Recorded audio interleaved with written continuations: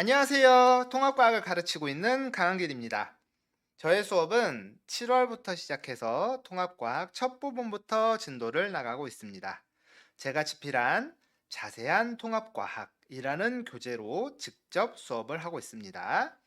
이 영상은 저의 본 수업을 들은 학생들이 수업 내용을 빠르게 상기할 수 있게 하기 위해 만든 영상입니다.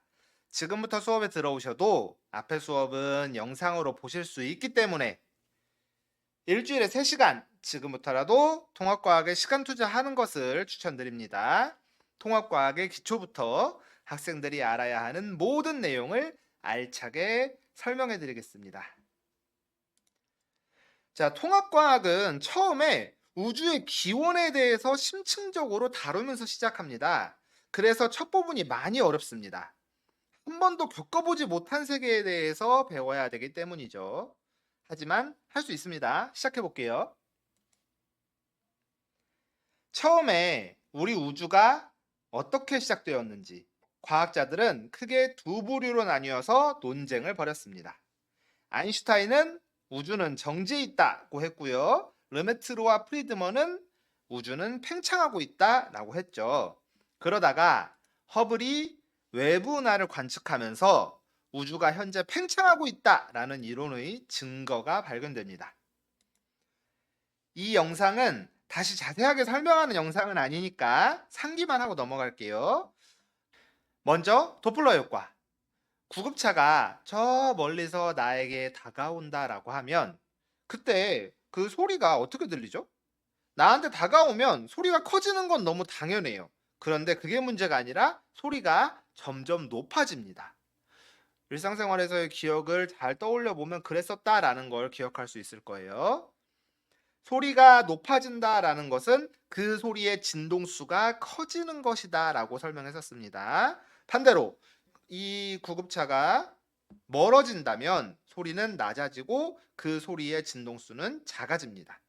즉, 소리를 내는 물체가 나로부터 멀어지면 진동수가 작아지는 거예요. 이거는 빛에서도 마찬가지입니다.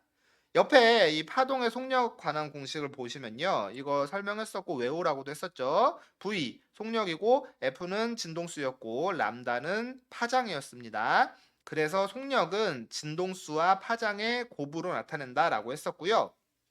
빛의 속력은 항상 불변이다라고 했었어요. 빛의 속력은 3 곱하기 10의 8승/s 1초에 3억 미터를 간다라고 했었는데 그 값이 불변입니다. 빛에서.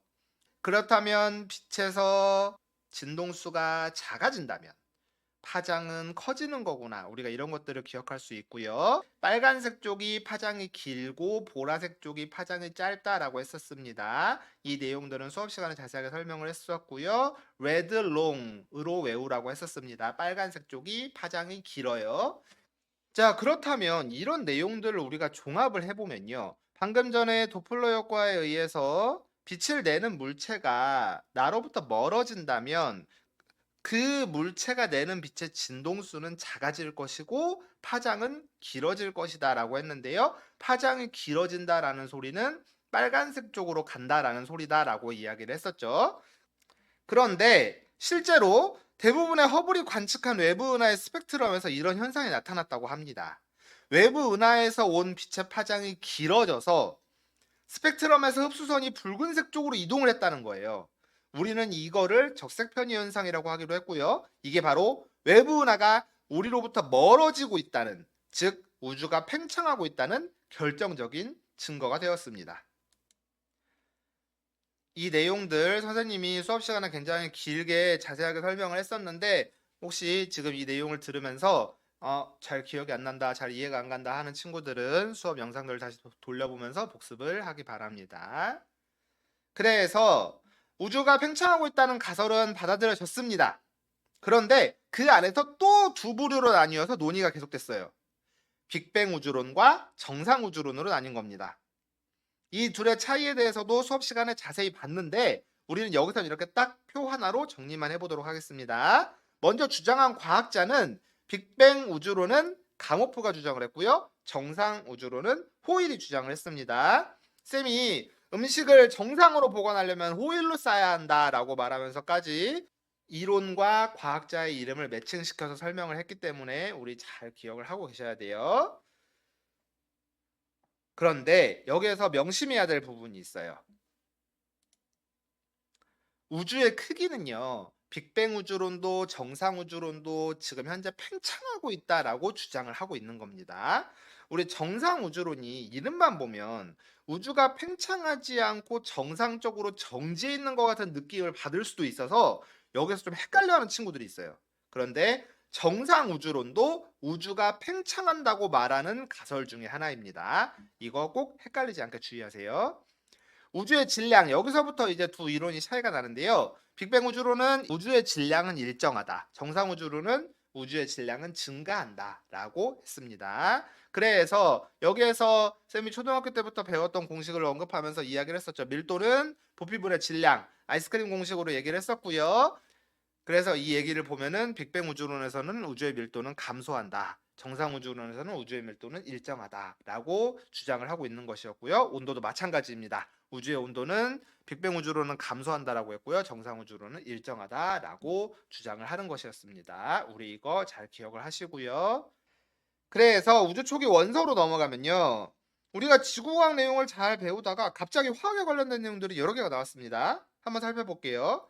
일상적인 물질을 이루는 가장 작은 단위라는 원자를 더 쪼개서 들어가면, 이렇게 더 쪼개서 지금 들어가면 여기 이렇게 또 두 개로 나뉩니다. 원자핵과 전자로 나뉜다고 했습니다. 여기 가운데에 있는 게 원자핵이고요. 그 주위를 돌고 있는 게 전자입니다. 그런데 원자핵은 또 둘로 나뉘죠. 여기 그림에서도 볼 수 있지만 플러스와 플러스가 안 써져 있는 것들로 나뉠 수 있죠. 플러스가 써져 있는 것들은 양성자라고 하고요. 그 외에 전하를 띠지 않는 입자는 중성자라고 합니다. 그래서 양성자랑 중성자는 또 무엇으로 구성이 되어 있냐까지도 우리가 수업 시간에 다뤘습니다. 우리가 쿼크라고 하는 기본 입자에 대해서 배웠었죠. 쿼크는 총 6종류로 구성이 되어 있다고 했는데 그 중에 업쿼크, 다운쿼크 그거에 대해서만 언급을 했었고요. 업쿼크 2개, 다운쿼크 1개 이렇게 구성이 되어 있는 게 양성자라고 했었고요. 업쿼크 1개, 다운쿼크 2개 이렇게 구성되어 있는 게 중성자라고 이야기를 했었습니다. 그래서 이것들의 전하량까지 왜 UUD면 플러스 1인 양성자가 되고 UDD면 0인 중성자가 되는지 그거에 대해서도 수업 시간에 언급을 했으니까 같이 잘 기억을 할 수 있도록 할게요. 그렇게 해서 우리가 빅뱅 후에 생성 순서에 대해서 암기를 해야 된다라고 했었습니다.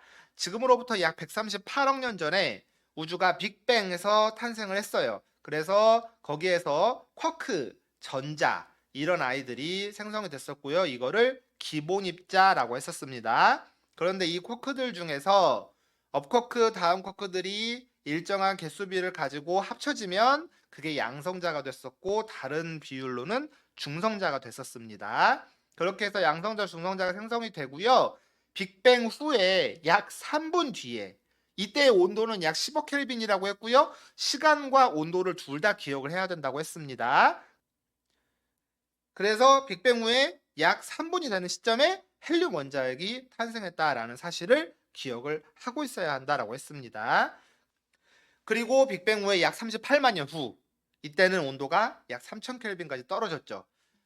이 둘 다 암기를 하셔야 되고요. 이때 처음으로 원자가 생겨난 겁니다. 그래서 수소 원자, 헬륨 원자 이런 것들이 만들어졌었고요. 여기에서 우주 배경 복사도 같이 생성이 돼서 그것까지 외웠어야 했는데 우주 배경 복사에 대해서도 언급을 했었죠. 빅뱅 후에 약 38만 년쯤 지났을 때 그리고 우주의 온도가 약 3000 켈빈일 때 우주 공간으로 퍼져나가서 우주 전체를 채우고 있는 빛이라고 언급을 했었습니다.